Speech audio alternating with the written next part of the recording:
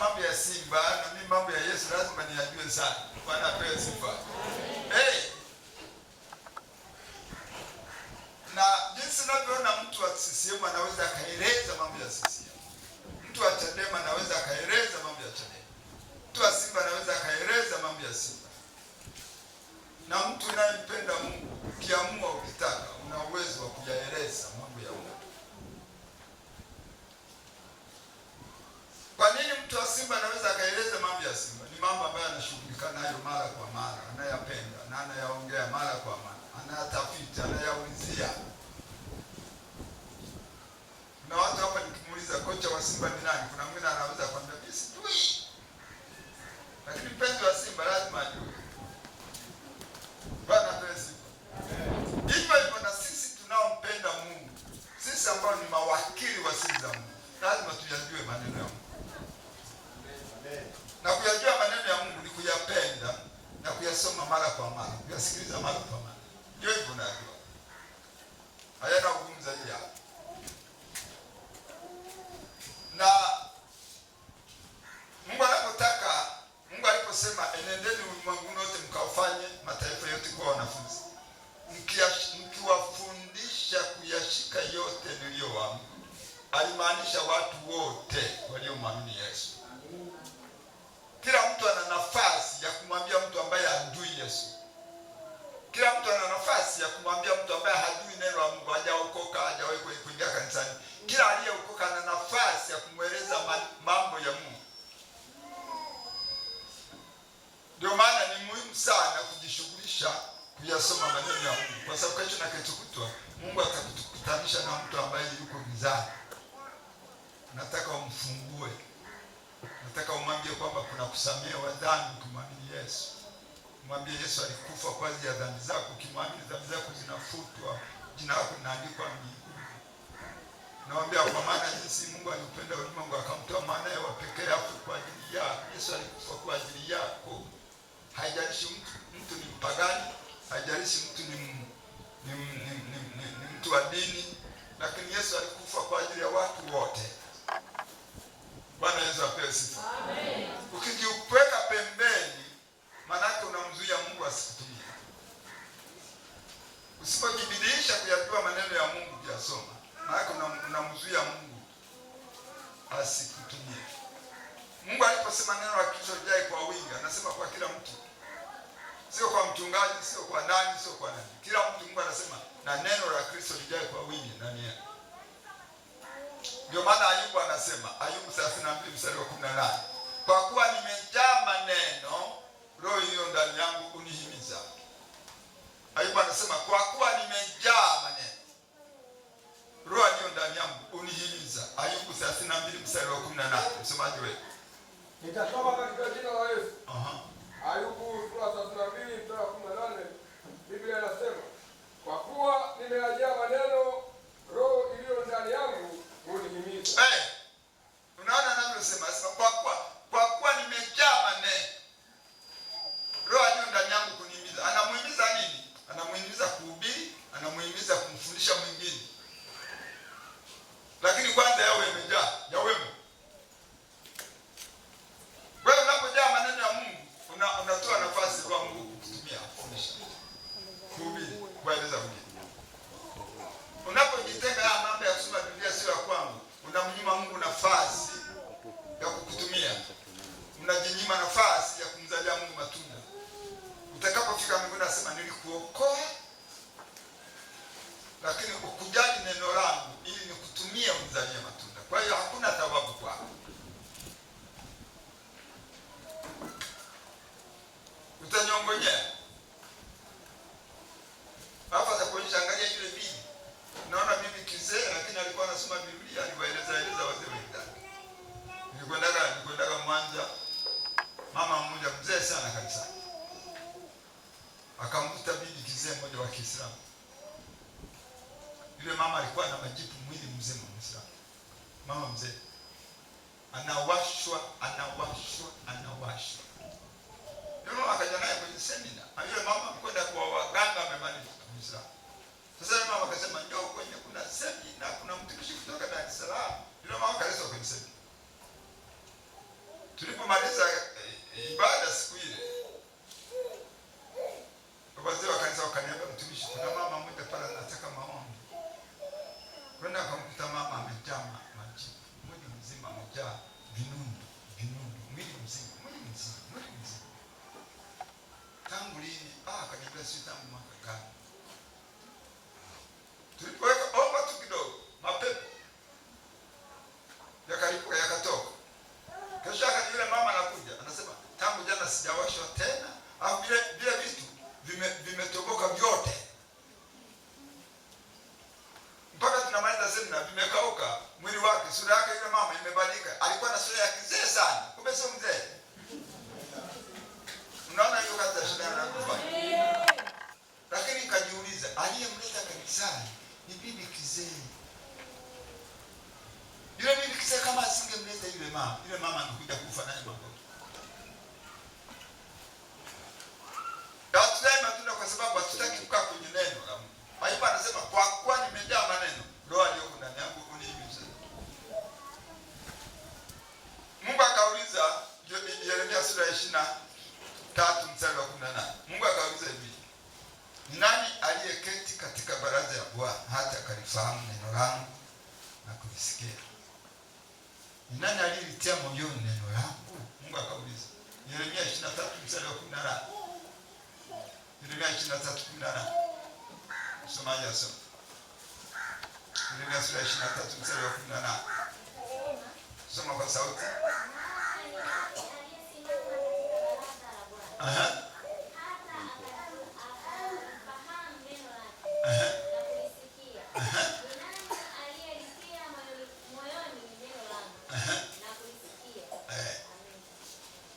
Mungu anauliza ni nani? Ni nani anayejali kuketi barazani? Maanake mtu anayetenga muda kusoma neno. Yaani kama wewe umeokoka ni msichana, kama wewe umeokoka ni mvulana, kama wewe umeokoka ni mama, ni baba, lazima uwe na tabia ya kuwa na muda kusoma Biblia. Humo nyumbani watu wajue kwamba huyu ni mtu wa Biblia, wajue kwamba unajali kuwa na muda kusoma Biblia. Si waona unajali sana kusikiliza tamthilia kwenye TV.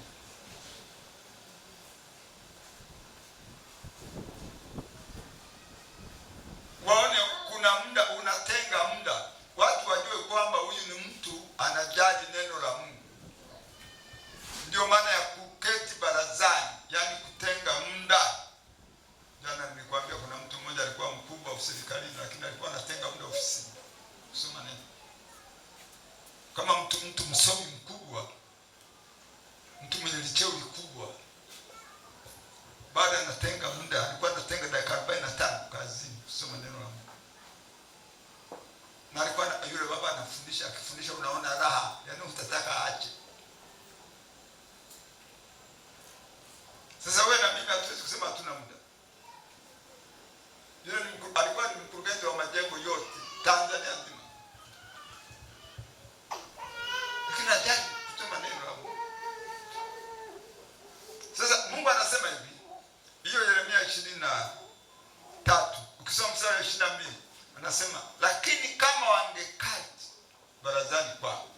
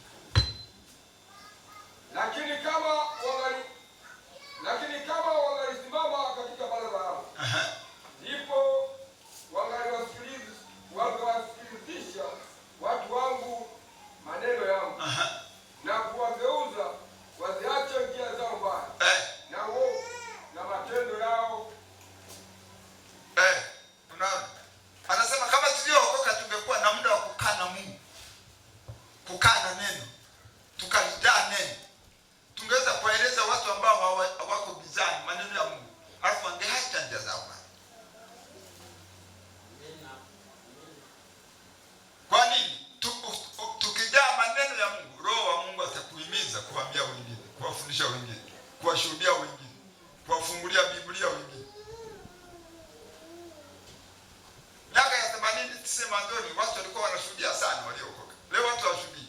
Moja ya sababu hawajui maneno. Sasa ukienda kumshuhudia mtu atakuuliza maswali mawili unashindwa kumfungulia. Lakini miaka ile watu walikuwa ni usimaji wa neno. Wewe vijana, wewe wasichana, wewe mdada, walikuwa ni wasimaji wa kubanira. Alafu walikuwa wanafanya kazi ya Mungu sana. Unaona mchungaji, kuna kanisa la, kama uliwahi kusikia, yule baba amefariki. Mchungaji Simba alikuwa Chamazi. Uliwahi kumsikia? Unaona Chamazi? Miaka ya 80 vijana wa Temeke walikuwa kutoka Temeke wanatembea kwa mguu mpaka kule Chamazi. Ndio walinunua kile kiwanja. Ndio walijenga kanisa. Walikuwa wanakwenda kwa mguu, wanarudi kwa mguu. Leo na wapata wapi vijana wanamna hiyo? Toka Temeke kutoka Chamazi. Uende na kurudi. Wakati wa Chamazi ni pori kama unavyoona pori lao. Haikuwa majengo yao unayoona. Ni pori. Walikuwa na hata mke wangu alikuwa kijana wakati ule. Wanatoka Temeke kwa mguu. Wanakwenda kule kushuhudia. Watu wamekaa, kuna nyumba moja kule, kuna nyumba moja kule, wakati ni pori tu kama unavyoona. Paka wakanunua kile kiwanja wenyewe wakatana. Paka wakajenga kanisa. Kwa mguu, hakuna daladala, hakuna barabara. Wende kwa mguu na kwa mguu. Toka Temeke mpaka Chamazi. Leo kumwambia kijana aende kwa mguu mwendo huu.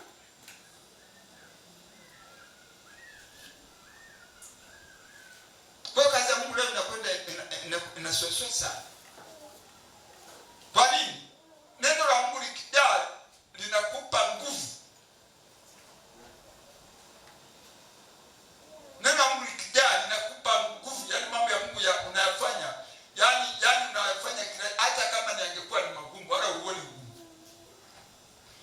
Nilikuwa nawauliza, mlikuwa mnaendelea masema kuna mahali kwenye mapori tulikuwa tunakuta nanasi. Tunakata nanasi tunakula, ndio ni kukula chakula chetu. Tunaenda kufyeka kutengeneza matofali mpaka tukajenga ile kanisa. Mpaka leo ni walijenga lingine kule wapi? Kule Kigamboni wapi kule?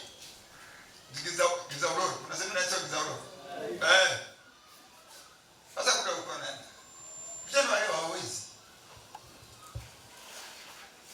Moja, hawana neno la Mungu. Biblia inasema neno la Mungu li hai tena lina nguvu. Linakufanya uwe na nguvu, linakufanya uwe na imani. Mambo ya Mungu yanafanyika kwa imani. Bwana asifiwe. Sinaona mnajenga jengo kubwa, utafikiri mna mamilioni. Mnayo mamilioni kwani? Si imani. Yaani mambo ya Mungu yanafanyika kwa nini? Kwa imani. Mungu akishaona una imani, basi anaweka mkono wake. Unaona mambo yanaenda. Unaona mambo yanaenda. Mtu akija anaanza kufikiri mlikuwa na mamilioni. Ndivyo kazi ya Mungu inavyofanyika. Bado uwe na tabia ya kutenga Mungu, kusoma neno. Iwe ni tabia yako ya kudumu mpaka Yesu atakapokuja kuchukua. Amina. Bwana asifiwe. Amen. Wewe unakuwa na nguvu za kiroho kila wakati. Kila wakati. Alafu kila wakati unapiga hatua katika kumfahamu Mungu. Mungu ni mpana sana. Ayubu 36:26 Biblia inasema tazama Mungu ni mkuu nasi hatumjui. Idadi ya miaka yake haitafutiki. Ayubu 36:26 so.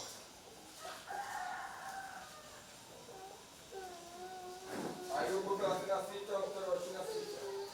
Biblia inasema tazama Mungu ni mkuu nasi hatumjui. Hesabu ya miaka yake haitafutiki. Sasa Mungu ni mkuu. Wewe kila unapojinyenyekesha kusoma neno lake, Mungu anajifunua kwako kidogo. Kila unapojinyenyekesha kusoma neno lake, Mungu anajifunua kwako kidogo. Kwa hiyo kila unaposoma neno la Mungu kwa unyenyekevu, kwa wema wa moyo, Biblia inasema Mungu anajifunua kwako kwa kasehemu. Kwa hiyo unajikuta kila mara unapata hatua katika kumjua na kumbe Mungu yuko hivi. Kumbe Mungu yuko hivi. Hivyo ndivyo ufahamu wako unapanuka wa kumjua Mungu. Sasa watu wakisha okoka basi anafikiri mambo ya Biblia wanasoma labda wazee wa kanisa au mchungaji. Amna, unasoma neno la Mungu ili uweze kumzalia Mungu matunda. Bila neno la Mungu hutaweza kuzaa matunda. Ukifika mbinguni atasema uliokoka sawa, uliacha dhambi, lakini ukuzaa matunda. Kwa hiyo huna makao, huna thawabu, kaa tu hapo.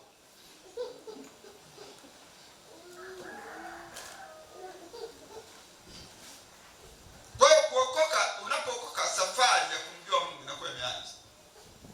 Ni kwa jinsi wewe utakavyojibidiisha Mungu na neno lake na kujali mambo ya ibada, mambo ya semina, mambo ya huduma zote ambazo zimo kanisani.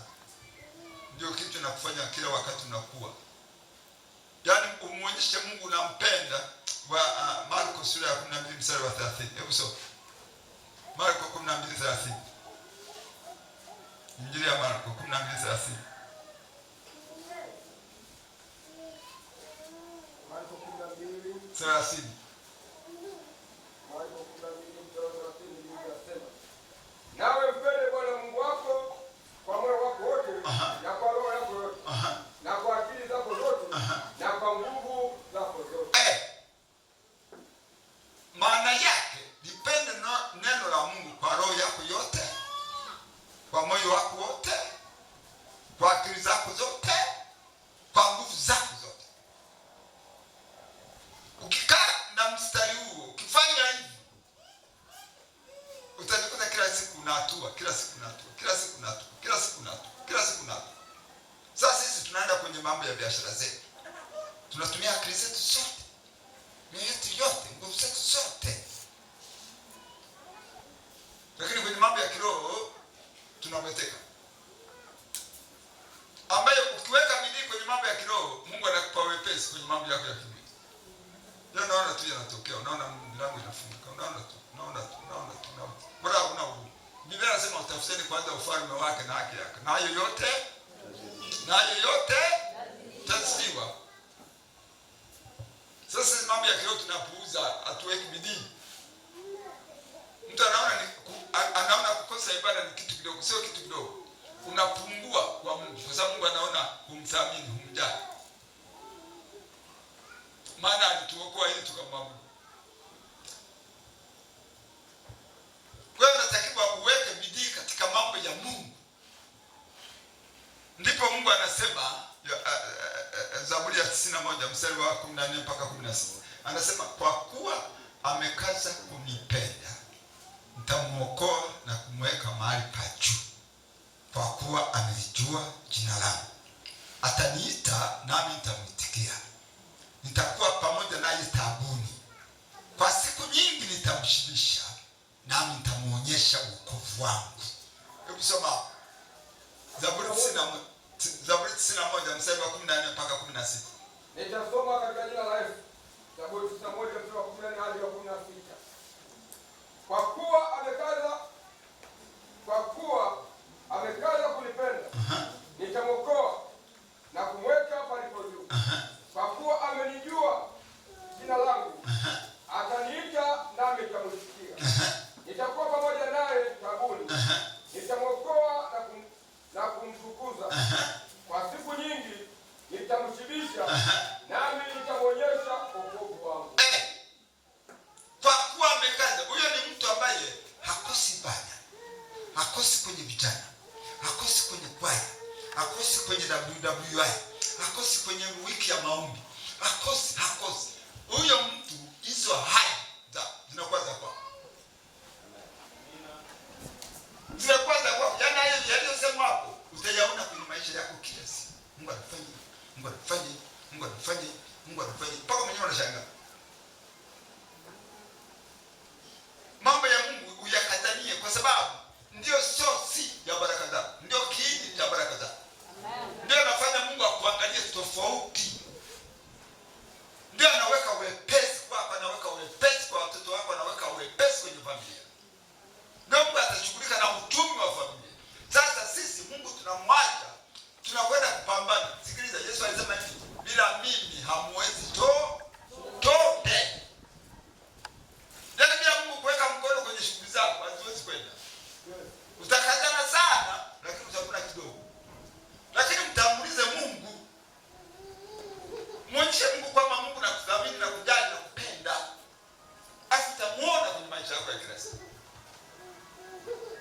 Yesu apewe sifa. Amen. Yesu asifiwe. Amen. Sasa leo tunamaliza habari za neno la Mungu. Leo tunapigilia msumari. Ili siku ile usije ukalalamika ukanilaumu ukamlaumu mtu. Na mimi siku ile nasema Mungu nilikwenda pale nikawapa kila kitu. Kwa hiyo huyu kama alizembea Mungu ni yeye mwenyewe. Bwana apewe sifa. Amen. Mambo yanayonipasa kuzingatia. Andika hivi. Mambo yanayonipasa kuzingatia kuhusu neno la Mungu. Andika hivyo. Alafu nikupe hayo mambo ambayo unatakiwa uyazingatie. Na jana nilikwambia kwamba haya mambo tunayozungumza kuna mtu yanamhusu. Bwana apewe sifa. Kuna mtu yanamhusu. Kiona haya yanakuhusu, yameze kabisa, yachukue kabisa. Alafu yafanyie kazi kabisa. Yaani Mungu anaweza kawa anakuhitaji kabisa akuweke kwenye viwango. Alafu anasema huyu anatakiwa tu kustuliwa tu kidogo. Unawewe kuona gari na shida haiwaki alafu ndio anasema sukuma. Na watu wakisukuma wanasema stua. Akistua na gari. Na mambo haya yako hivyo. Yaani kuna mtu mwingine Mungu anataka tu anasema nitakwenda kumstua katika semina na hata baki kama ndivyo. Amen. Bwana apewe sifa. Amen. Kwa hiyo kama unajiona ni wewe, basi hakikisha unastua. Unastuka moja kwa moja. Amen. Na haya ni ya kwako. Yaani Mungu anaweza kutengeneza semina. Kumbe kuna watu wamelengwa. Amen. Uwe mlengwa. Amen. Bwana asifiwe. Amen. Yaani tukionana baada ya miaka 2-3 unanisimulia, unanishuhudia, unaniambia viwango vyako mpaka mimi nishangae. Amen. Bwana asifiwe. Amen. Yaani mambo haya ya Mungu sio kwamba mtu aende Ulaya au avuke maji aende Zanzibar au aende wapi. Mambo haya ni ya kila mtu jinsi ulivyo. Mungu aweza kukupa viwango ukiamua. Yaani ukiamua wewe. Bwana Yesu asifiwe. Amen. Kwa hiyo mambo ya kupasa nimekwambia sasa, andika namba 1. Jenga tabia ya kulipenda sana neno la Mungu. Uchochee. Na vitu vingine ukiona unapokuwa kwenye mambo mwambie Mungu nipe kulipenda neno lako, nipe kiu. Nipe kiu. Yaani vitu Mungu amesema omba lolote utapewa. Unaomba. Yaani uwe na kiu. Uwe na kiu, uwe na mapenzi makubwa. Jinsi unaona mtu anaweza kupenda Yanga sana. Watu wanapenda Yanga. Watu wanapenda Yanga. Ikicheza Yanga hapa, mtu anapanda ndege Mwanza kuja kwenye mechi.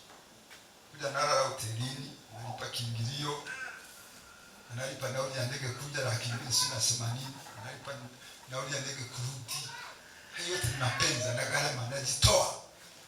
Lazima ujiulize kama mtu anaweza akajitoa kwa ajili ya Simba, kwa ajili ya Yanga. Kwa nini msijitoe kwa ajili ya mambo yangu ya kiroho? Sasa yanasaidia kwenda mbinguni. Bwana apewe sifa. Amen. Kwa hiyo moja ni jenga tabia ya kulipenda sana neno la Mungu. Zaburi ya 119 mstari wa 140. Anasema neno lako limesafika sana. Hivyo mtumishi wako amelipenda. Weka hiyo andiko. Zaburi 119 mstari wa 140. Anasema neno lako limesafika sana. Hivyo mtumishi wako amelipenda. Tusome msomaji wetu. Nitasoma katika jina la Yesu. Zaburi 119 mstari wa 140. Neno lako limesafika sana. Kwa hiyo mtumishi wako amelipenda. Anasema amelipenda kwa sababu neno la Mungu ni safi kuliko maneno yoyote ya wanadamu. Bwana asifiwe. Yaani neno la Mungu ni safi. Halina umbea, halina ukakasi, halina ni safi. Amen. Kwa hiyo kama kuna kitu cha kupenda duniani katika maisha yetu, penda neno la Mungu. Kwa sababu itakusaidia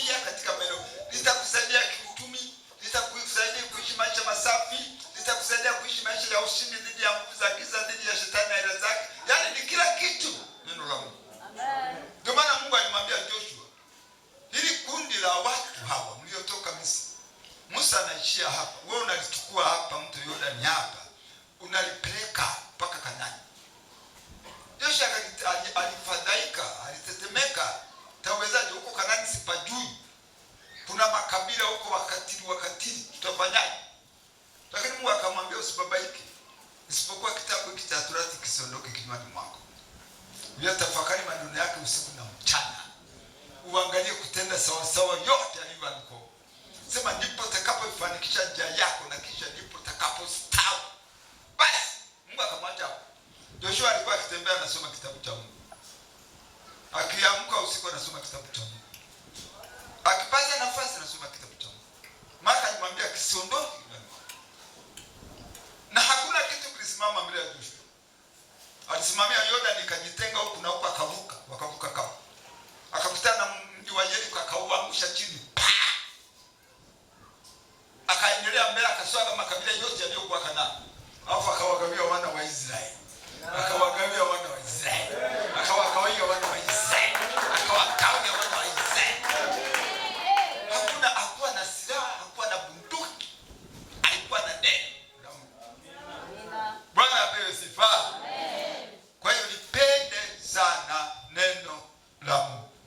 Namba 2. Lithamini sana neno la Mungu. Ulithamini. Yaani utambue kwamba kumbe hiki kitu ni cha thamani. Kama unavyoona watu wanaweza akathamini jiwe la Tanzanite, akathamini jiwe la dhahabu, akathamini jiwe la almasi. Thamini sana neno la Mungu. Weka mstari huu, Zaburi 119 mstari wa 72. Mbele ya hiyo kuthamini, weka Zaburi 119 mstari wa 72. Anasema sheria ya kinywa chako ni njema kwangu kuliko maelfu ya dhahabu na fedha. Zaburi 119 mstari wa 72. Tusome ndugu. Nasoma katika jina la Yesu. Zaburi 119 mstari wa 72, naye anasema sheria ya kinywa chako ni njema kwangu kuliko maelfu ya dhahabu na fedha. Huo mstari maana yake sheria ya Mungu au neno la Mungu lina thamani kuliko maelfu ya dhahabu na fedha. Sasa angalia watu wanavyothamini dhahabu.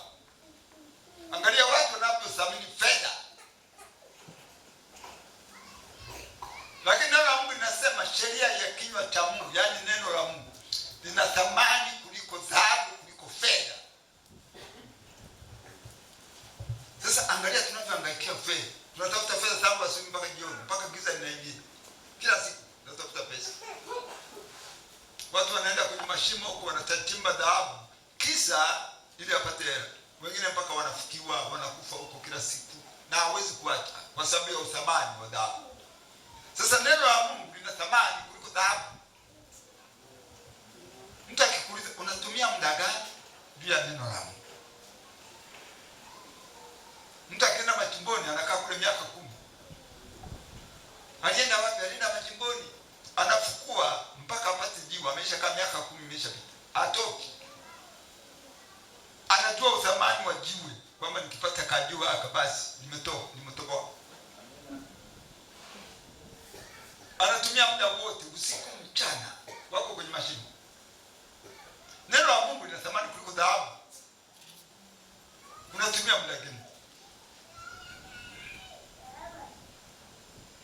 Mtu akikuuliza unatumia muda gani kula? Nakulaga asubuhi chai, nakulaga mchana ugali, nakulaga jioni ubwa. Niambie chakula kuhusu roho yako. Unaona mtu ana majibu. Ukiona una majibu jua hauko sawa. Mwambie jirani yako. Ukiona una majibu, hiyo ni ishara kwamba hauko sawa. Na baada ya hapo tukikutana, mimi nakutanaga na watu. Naomba nasikia mzee. Naambia wewe ni nani? Sasa tukikutana, mimi niko pale kwa Samson, mtume Samson. Haya niambie utaratibu wako wa neno. Natumia masaa mangapi? Usiangalie chini, unijibu. Bwana sifa. Tukikutana baada ya hapa, uniambie mzee, yani siku natumia masaa 3 kusoma neno. Natumia masaa 4 kusoma neno. Uwe na majibu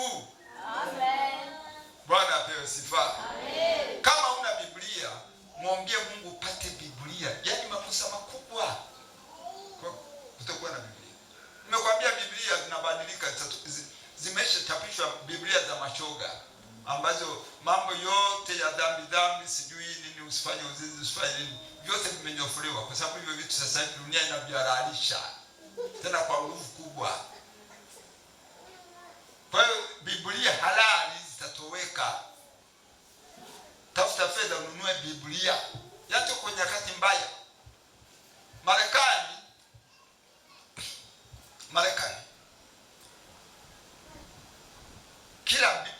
kila library ya shule ilikuwa na Biblia. Unajua Marekani nchi ya Kikristo.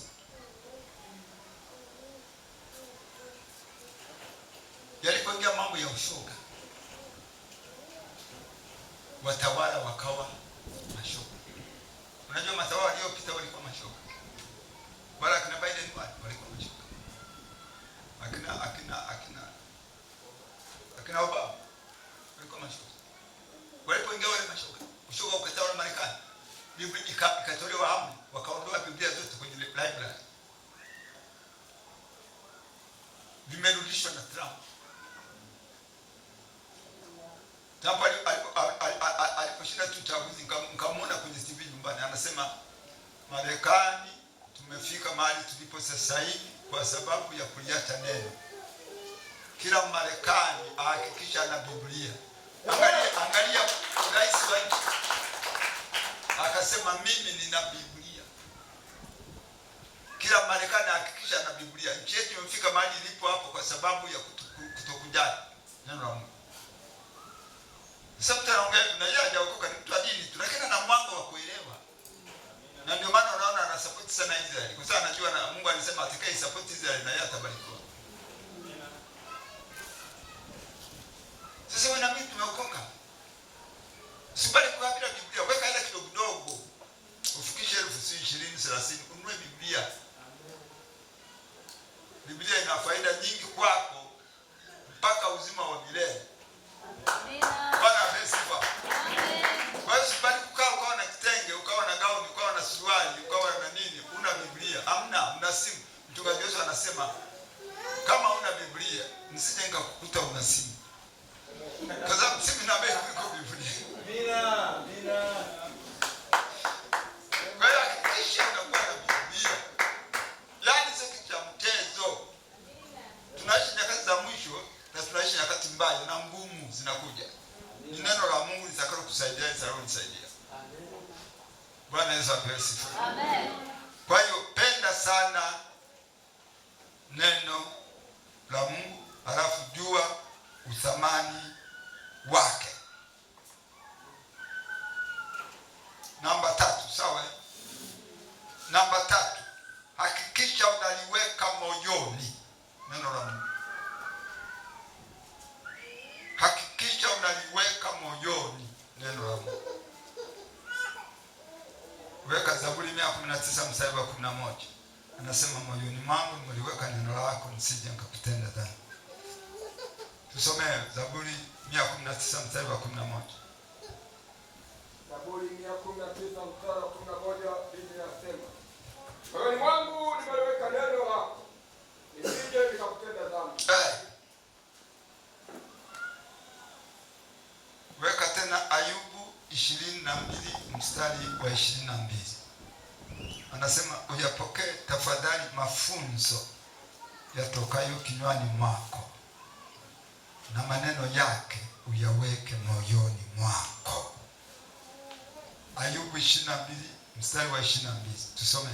Nitasoma katika jina la Yesu. Ayubu 22 mstari wa 22. Uyapokee tafadhali mafunzo yatokayo kinywani mwake, na maneno yake yaweke moyoni mwako. Na maneno yake uyaweke moyoni. Weka Kolosai 3:16. Neno la Kristo nalijae kwa wingi ndani yetu. Tusome hiyo ndugu yetu. Kolosai 3:16.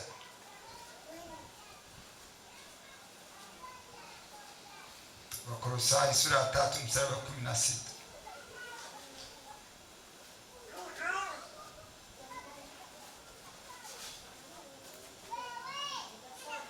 Sema kwa sauti.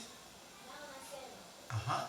Neno la Kristo na likae kwa wingi ndani yenu. Aha.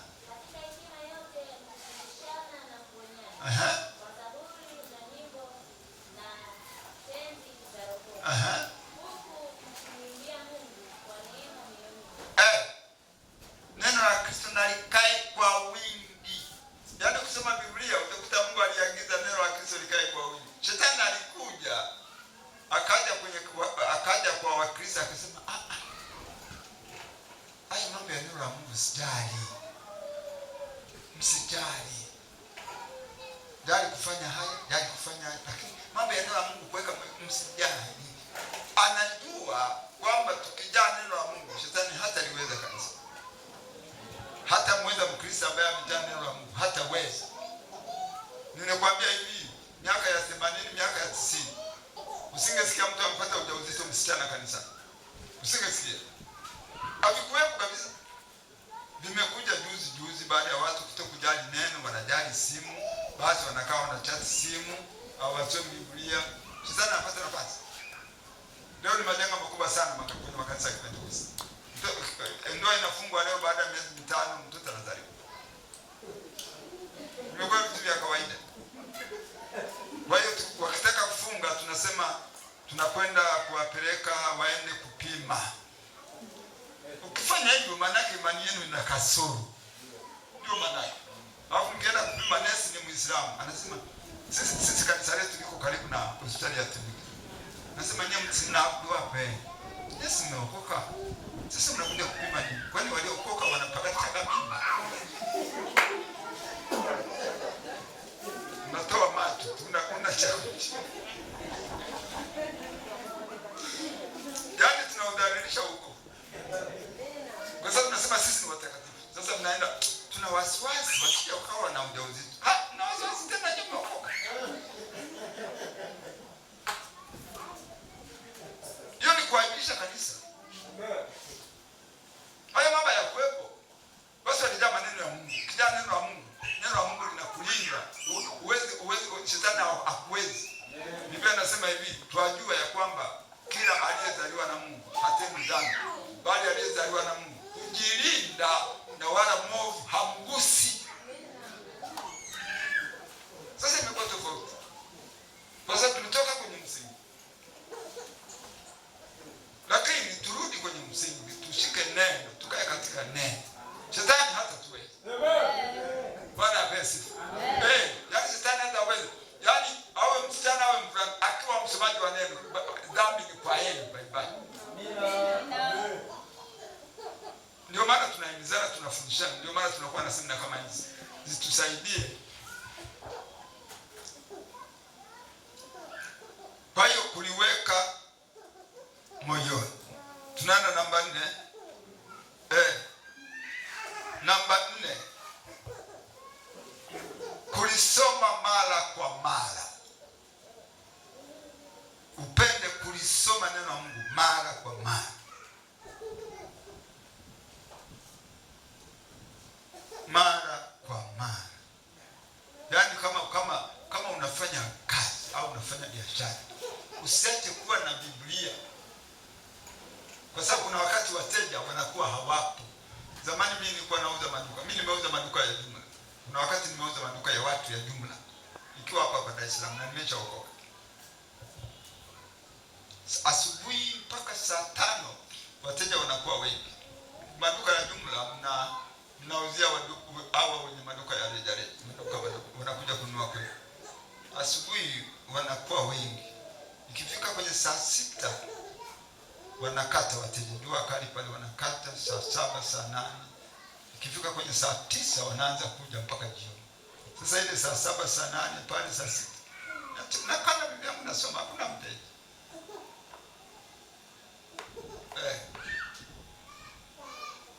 Kwa hiyo unapokuwa kwenye shughuli, kuwa na Biblia yako. Kuna wakati wa kupumzika, unasoma sura 1, sura 2. Ni faida. Bwana asifiwe. Yaani katika muda wako unaotumia duniani, kati ya muda ambao unaotumia kwa thamani kubwa ni muda unaotumia kwenye maombi, muda unaotumia kusoma neno, muda unaotumia kwa ajili ya mambo ya Mungu ya kanisani. Hiyo ni prime time unayotumia vizuri. Ina thamani. Yaani unaposoma Biblia, ujue mbele za Mungu macho yake Mungu yameangalia. Kuna mtu ananijali. Kulijali neno ni kumjali nani? Ni kumjali Mungu. Kulipuuza neno ni kumpuuza nani? Mungu. Kwa hiyo unapokuwa mpenda neno, ujue Mungu macho yake anasema nina mtu pale Mlamleni, nina mtu anajali neno langu, nina mtu. Hiyo inakupa kusoma neno yani kadiri unavyoweza.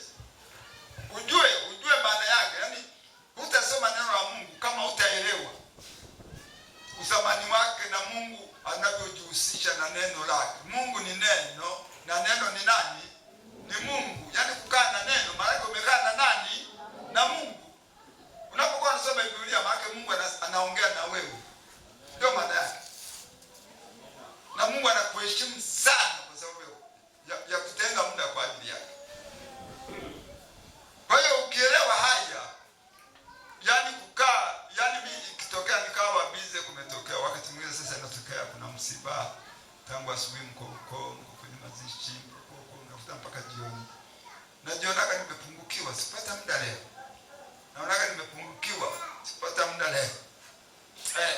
Naonaga nimepungukiwa siku nzima kupita bila kusoma Biblia. Kwa sababu najua ningeingia kwenye Biblia, kuna vitu Mungu amenifunulia, kuna vitu Mungu amenifunulia. Kuna mambo ningeongezeka katika kumjua. Na muda ukipita hautaupata tena. Yaani siku ya leo ukipita hujasoma neno, hii siku ya leo hutakutana nayo tena. Ule muda hutaupata tena. Ujue kila ambacho ungekipata utakipata kimepita, utapata cha kesho. Hiyo ndio itakufanya kila wakati uhakikishe unapata muda. Yaani mimi napokuja kunywa chai kama sijafunga nakuwa nimeshasoma neno. Mimi nikitoka kitandani nasoma neno. Mpaka watakaponita kunywa chai. Vijana wao wanawauliza kama kuna ibada, natoka nyumbani saa 9 kwenda kupanda basi barabara kwenda kanisa. Kama hakuna ibada na kusoma neno mpaka saa 12 mpaka karibu saa 1 jioni. Naenda sebuleni kusikiliza taarifa za habari kwenye TV. Vijana wao wanauliza vijana wangu, wanasema hivi nyie baba yenu anakaaga wapi? Wanasema si anakaa hapo tunaye nyumbani. Mbona hatumuonaje? Hawanionai kwa sababu nakaaga sana ndani kusoma Biblia. Mwambie jirani yako, mwambie mimi kila mtu ananijua mtaani kwangu.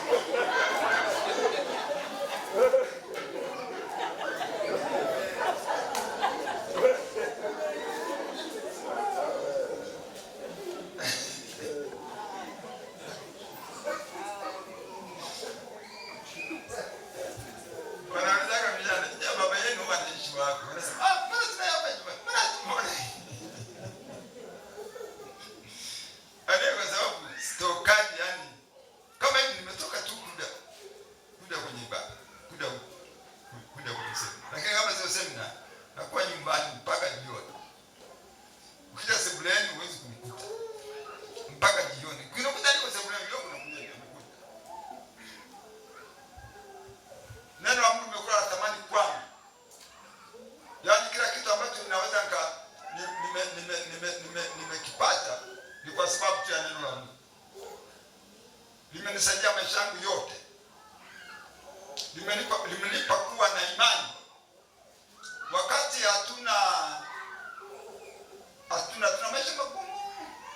Mama anapika chapati. Ndio tunaweza kula hivi. Nikamwambia mama hivi, kabla ya kujenga nyumba nitanunua gari kwanza. Mama alicheka.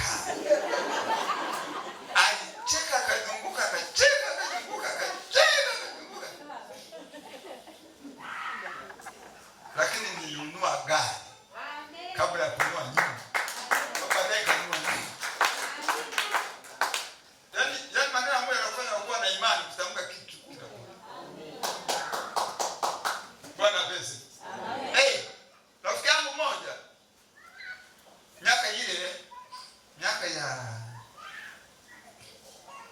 2000 kuna miaka, siku hizi vitu hivi havipo. Kuna miaka wa Tanzania watoto wetu walikuwa wanakwenda kusoma Nairobi, wanakwenda kusoma Uganda. Unakumbuka hiyo miaka wazazi? Kulikuwa na wimbi ile watu wanapeleka watoto Uganda, watu wanapeleka Kenya, Uganda. Miaka ile rafiki yangu akapeleka mtoto wake Uganda. Hapa akanipa katunzi.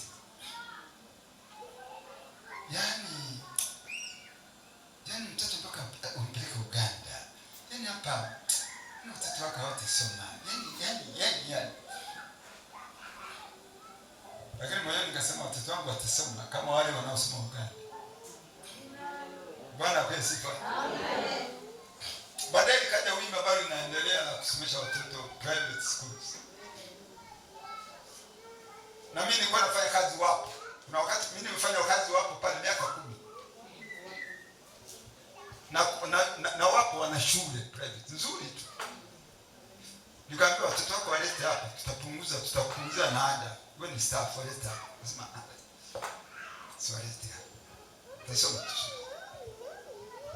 Lakini nikasema watoto wangu watasoma kama wale wanaosoma wapi private.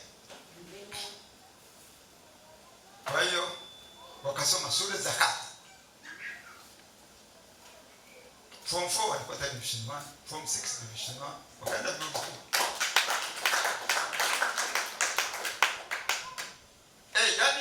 Yani ukijaa neno la Mungu mambo yanakuwa jinsi unavyotaka.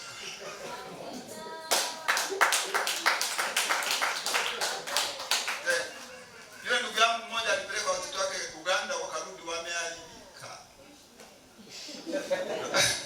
Rafiki yangu mwingine alipeleka watoto wake Uganda, naye watoto wakaharibika.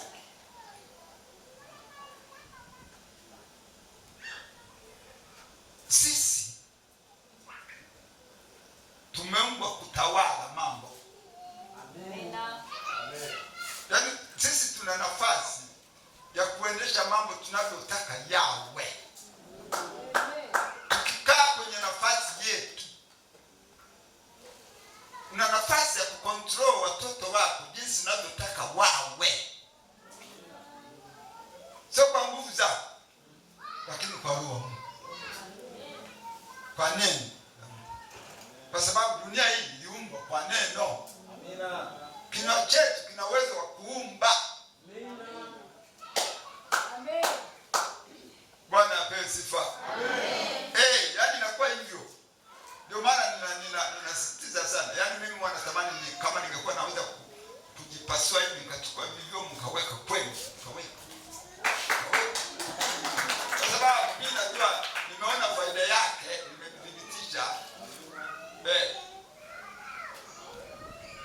Kwa hiyo mpokee, mvifanyie kazi. Kama mwingine afanyie, wewe usijali, wewe fanyia kazi. Taanza kuona nakupa mabadiliko na kupa mabadiliko. Haya macho yangu, kuna miaka mimi macho yangu nilikuwa siwezi kusoma mpaka niweke miwani. Lakini kwa sababu nafikiri kwa sababu ya kusoma neno la Mungu mara kwa mara, Biblia inasema hukituma neno lake huwaponya, huwatoa kwenye maangamizo yao. Leo ninasoma, tukinipa gazeti, tukinipa Biblia nasoma bila miwani. Lakini vilipona lini sijui, huwa nasema kwa sababu ya kusoma Biblia mara kwa mara. Nimepona. Kwa hiyo watu wa Mungu, usifanye mchezo na neno la Mungu. Neno la Mungu ni kitu kingine. Yesu asifiwe. Amen. Tuko namba ngapi? Amen.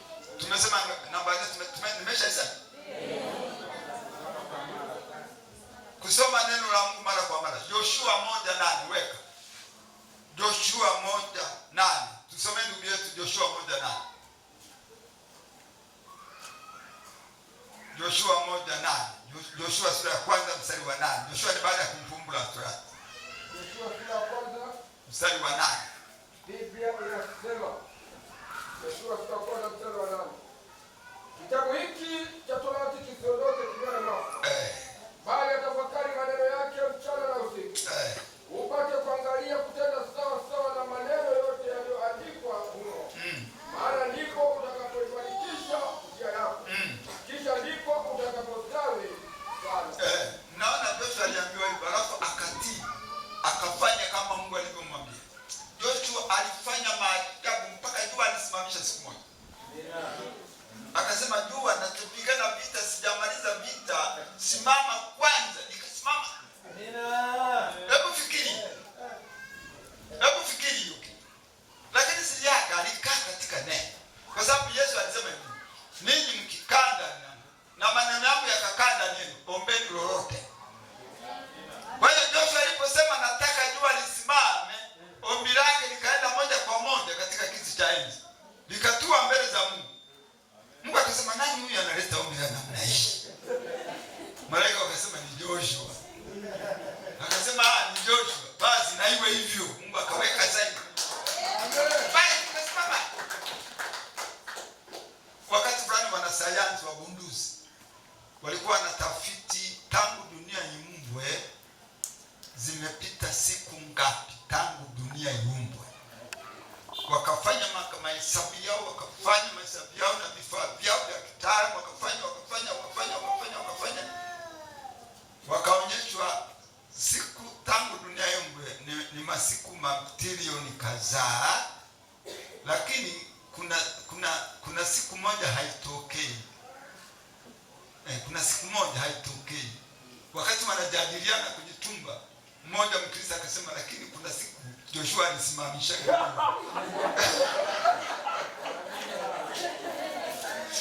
akamwambia, kwenye Biblia kuna siku mtu anaitwa Joshua alisimamishaga. Kwa hiyo ndio hii ambayo tunatafuta tupate. Bwana apewe sifa. Lakini siri ya Joshua, alikaa katika neno ambayo wewe na mimi tuna nafasi ya kukaa katika neno. Yaani hatuna kitu ambacho tumepungukiwa. Tuna nafasi na kitu ya kukaa katika neno. Tukao kama akina Paulo, akina Petro, akina Yohana. Hatuna kitu ambacho tumepungukiwa. Biblia inasema Elia alikuwa mwanadamu mwenye tabia kama sisi. Lakini akaomba mvua zikunyesha miaka 3 na nusu. Akasema, Ahabu umepotosha Israeli. Umeleta ufisadi. Sasa na kuadhibu na taifa lako na serikali yako. Hakuna mvua. Alafu akaenda akajificha kwenye kinyumba cha mjane. Miaka 3 wanamtafuta nchi nzima. Elia uko wapi? Muombe Mungu wako alete mvua. Elia uko wapi? Mfalme anatafuta. Elia uko wapi? Hivi ungekuwa ni wewe unatafutwa na Samia na serikali. Mwambie jirani yako, mwambie ungekuwa ni wewe. Mwambie ungekuwa ni wewe. Mwambie tunavyokufahamu. Mwambie tunavyopenda sifa.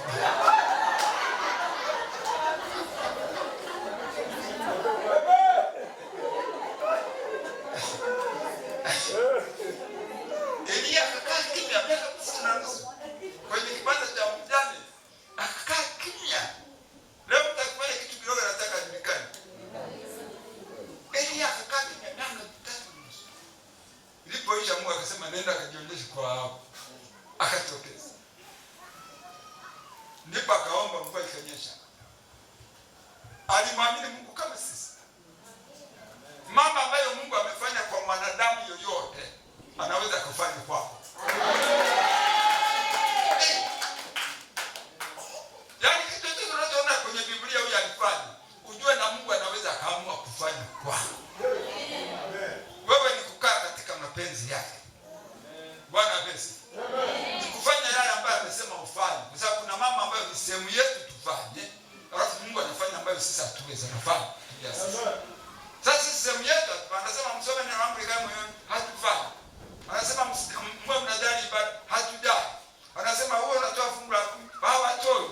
Yaani tuna madudu mingi. Mwambie jirani, mwambie tupunguze hayo madudu yanatukosesha. Tuna vitu vingi vinatukosesha mambo makubwa. Yaani kama Mungu anataka kuachilia milioni 20 zije kwako, anakupa kwanza 5,000 aone kama utatoa fungu la 10. Kwa sababu ukishinda kutoa fungu la 10 kwenye 5,000, Mungu hawezi kuleta milioni 20. Kwa sababu milioni 20 lazima utoe milioni 2 weke kwenye bahasha, weke kwenye chombo cha serikali. Sasa kama unapata 5,000 na unaweza utoe, basi Mungu ananyamaza. Tunakosa baraka nyingi kwa kutofanya mambo madogo ambayo Mungu ametuambia kufanya. Madogo. Mungu anatuambia tufanye mambo madogo. Kupata milioni 100, toa milioni 10. Unabaki na milioni 90. Hivi milioni 90 hazitoshi kweli. Lakini tunaona watu wengi, ngoja nikwambie, makanisa, watu wengi ambao watoa fungu la 10, watu wenye mihela mingi. Wanaopata mihela mingi ndio wana shida. Unaona sasa nimepata milioni 20. Nitoa milioni 2 zote kweli. Unaona shida inakuja. Ndio maana kwa Mungu hatupati mamilionea wengi makanisani. Mtu anakuwa akipata 2,000. 2,000 unatoa shilingi ngapi? 200. Akipata 2,000 anatoa 200, sio shida. Ungoje apate milioni 10.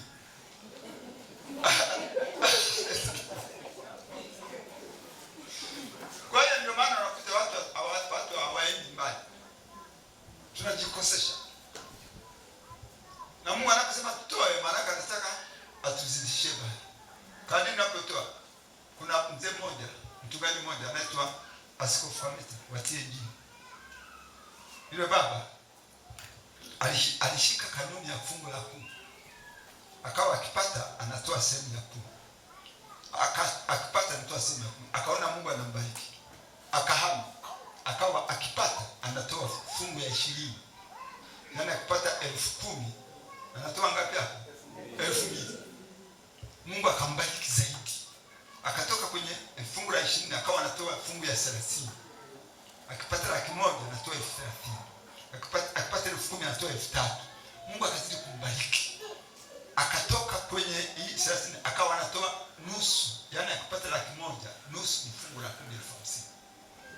Mungu akazidi kumbariki, akaanza kumpa magari. Yaani anapewa na washirika. Mshirika anaenda Ulaya, mchungaji nimekununulia gari. Alipoona akawa na gari ya kwanza, akawa na gari la pili. Alipopata gari la 3, akamwambia Mungu, magari mawili yananitosha mimi na familia. Nikija gari la 3 nikawa nayo 3, moja na kutolea sadaka. Wakati anatoa ushuhuda alikuwa ameshatoa magari 4 sadaka. Hebu fikiri. Magari 4. Hata matajiri wakubwa hawezi kutoa magari sadaka. Mchungaji hana biashara, ni mchungaji. Ana kanisa na watu 1000 na kitu sasa. Tabata. Fungu la 10 anatoa 50. Sasa unaona tunapojizuru. Mungu hawezi kumtolea Mungu kafisika au kwa maskini. Haipo. Tunakuwa maskini kwa sababu ya kutokutoa. Chochote unachokipata ni yeye ametaka ukipata. Angezuia usingekipata. Sasa unakatalia kusema hapo. Ndio maana Yesu akasema hivi. Akawaambia wale Wayahudi waliomwamini, ninyi mkikaa katika neno langu, mmekuwa wanafunzi wangu kweli kweli. Nanyi mtaifahamu kweli, na hiyo kweli itawaweka huru. Sasa leo kanisani watu hawako huru. Sasa kama utoe fungu la 10 wewe hauko huru, ni kifungo. Kama hausamehi hauko huru, ni kifungo. Kama una chuki na mtu maana yake uko kwenye kifungo. Watu wako kwenye vifungo. Mwambie jirani yako, mwambie tutoke kwenye vifungo mwenzangu. Yaani watu wa vifungo hawajijui. Lakini watu wako kwenye vifungo. Ameokoka hadi kwenye ibada, hicho ni kifungo. Mungu alikuokoa ili muabudu. Yeye ndiye amekupa kuishi mpaka leo. Ndiye aliyenipa kuishi mpaka leo. Unapuuzaje kwenda kumwabudu? Yaani nipo kwa sababu yake. Paulo akasema kuishi kwangu ni nani? Ni Kristo. Alijua kwamba ndiye amemfanya awepo. Kwa hiyo akasema mimi nitaishi kuyatenda mapenzi ya Kristo kwanza. Mambo ya kwangu baadaye. Haya mambo haya kutokuyajali ndio yametukosesha baraka. Tunakuwa kwenye viwango vidogo. Mungu anaona huyu nikifungua mlango atajinajisi na pesa. Zinaweza zikamkosesha ufalme. Afadhali mwache kwenye hali ndogo ndogo au mpate na 12,000 ananunua tudagaa na kula. Kwa sababu kuna watu wengine akipata hela kanisa hadi tena. Mimi nimeona wewe. Wanapotea kanisani. Sasa afadhali mtu asingempa hela. Mzee Kurora alisema pesa usione kama makaratasi. Mzee Kurora alikuwa hivi. Akija kumfanya mkutano Temeke. Yaani ndio leo amefika. Akiangalia kama yule mama ni mjane, anajua mama wake alifariki. Anasema naita wazee wa kanisa. Akiona mzee wa kanisa katika sadaka yangu mtakayonipa mkate 50 mbili. Yaani anaanza kuigawa sadaka yake aje kamata. Nilikuwa natoa mpaka wachungaji wakasema jamani, sadaka mnampa mama, baba hela yote anagawa.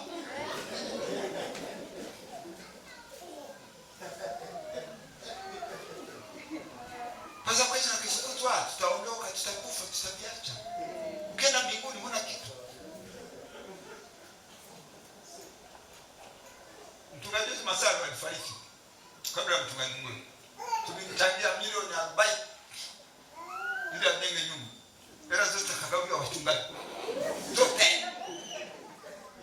Tukaenda wazee wa kanisa. Sasa washika wakaanza maneno. Si hela si changwa, wazee hawajali.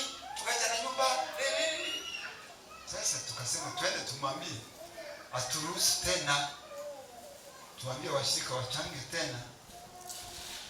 Tukaenda baba, tupe nafasi tukusanye mchango kanisani tujenge nyumba.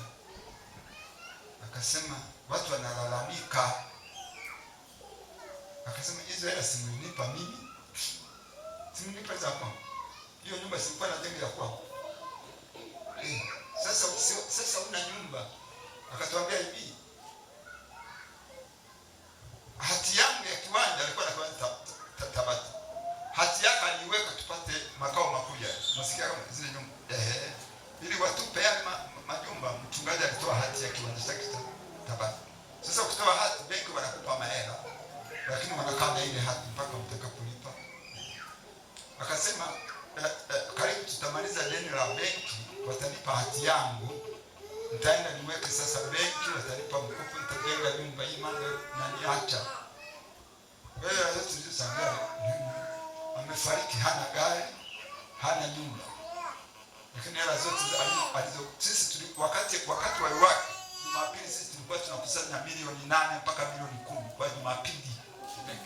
Wakati wa iwaki. Ukija Jumanne hela zote ameshagawa zote. Hakuna hela benki.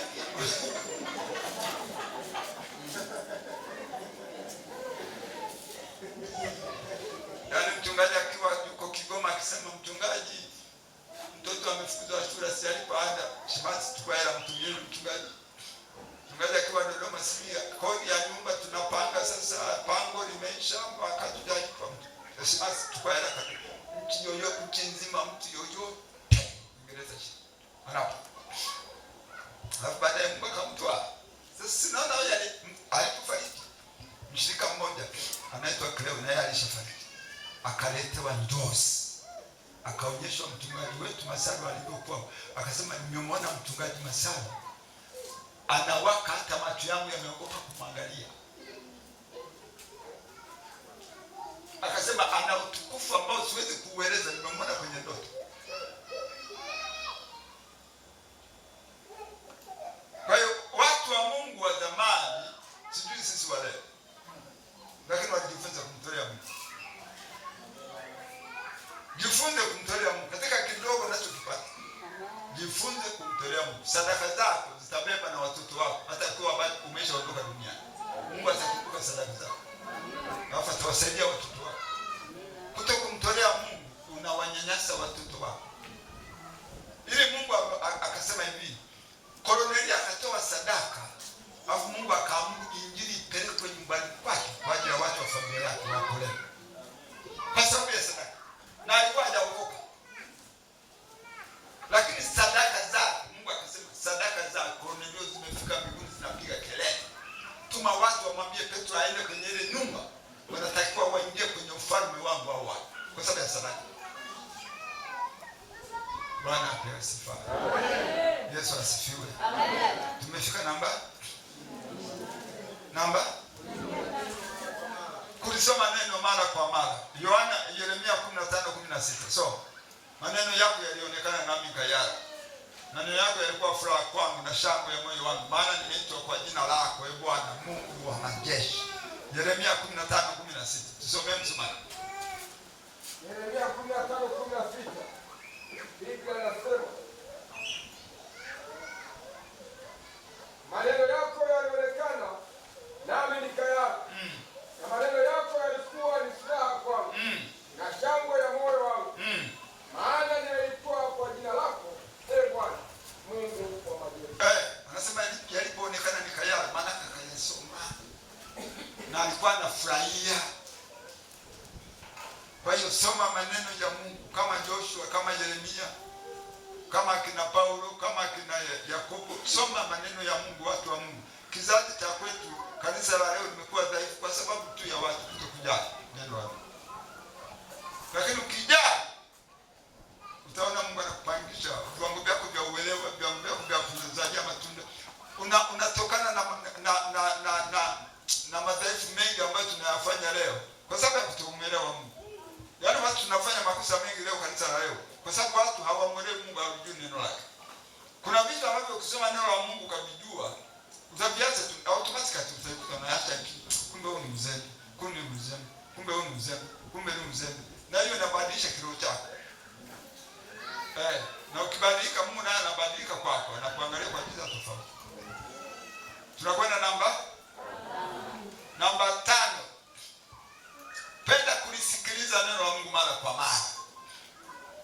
Kulisikiliza. Kama hapa unasikiliza. Unapokuja kwenye ibada Jumatano unasikiliza. Unapokuja Jumapili kwenye ibada unasikiliza. Penda kusikiliza neno la Mungu mara kwa mara. Biblia inasema laiti Israeli angenisikiliza. Laiti nasema laiti watu wangu wangenisikiliza. Na Israeli angenenda katika njia zangu. Ningewadhili adui zao kwa upesi. Na juu ya watesi wao wangenyenyekea mbele zako. Hebu soma Zaburi ya 81 mstari wa 13 mpaka 16. Zaburi ya 81 mstari wa 13 mpaka 16. Zaburi 81 mstari wa 13 hadi 16. Biblia inasema, laiti watu wangu wangenisikiliza. Na Israeli angenenda katika njia zangu. Ningewadhili adui zao kwa upesi. Na juu ya watesi wao ningegeuza mkono wangu. Wamchukia Bwana, wangenyenyekea mbele zake. Bali wakati wao ungedumu milele. Naam, ningewalisha kwa mnono wa ngano. Ningewashibisha kwa asali itokayo kwa mbao. Kama utajenga tabia ya kumsikiliza Mungu. Maana kumsikiliza maana ni kusikia neno la Mungu na kulitenda. Kusikia neno la Mungu na kulitenda. Kama hapo unafundishwa halafu mtendaji. Unachofundishwa unachokuwa mtendaji. Hizo ahadi zilizoko hapo zinageuka kwa za kwako. Amen. Bwana pesi. Amen. Hizo kuna ahadi nyingi hapo zimetamkwa hapo. Hivyo vyote vinakuwa vya kwako. Weka Luka sura ya 21 mstari wa 37 na 38. Luka sura ya 21 mstari wa 37 38 anasema na mchana alikuwa akifundisha hekaluni na usiku huenda kulala katika mlima wa Mzeituni, na watu walikuwa wakiamka mapema kwenda hekaluni kumsikiliza. Tuseme hapo Luka 21:37.